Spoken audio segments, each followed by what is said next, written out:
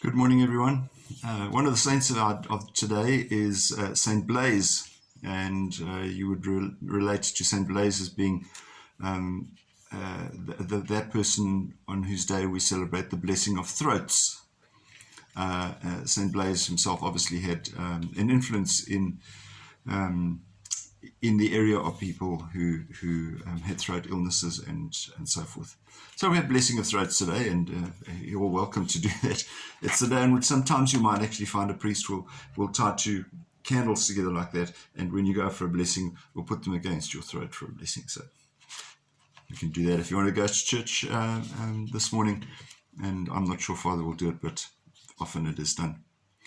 The Gospel of today is from Mark's Gospel, chapter 6, where Jesus sends out the 12, sending them out, go and preach the word.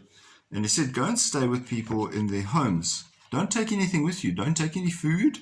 Don't take a spare tunic. And I thought, well, no tunic. These guys are wearing the same tunic, well, unless they were given another one, in these hot, humid conditions in Israel.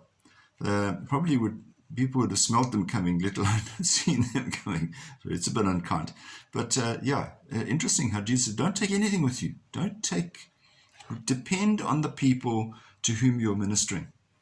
And that really is something that continues. The church is very dependent on the people who follow them.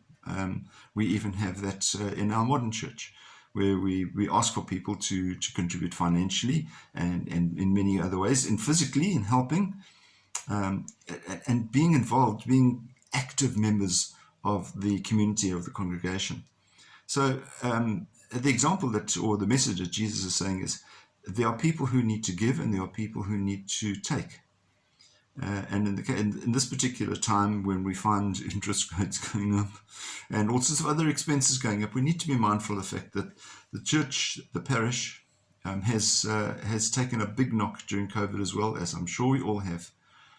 But now we ask you especially to make whatever contribution you can.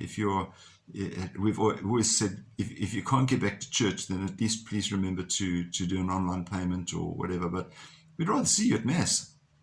And when you come along, please be generous, because we really do need to work on developing or re-establishing our financial base.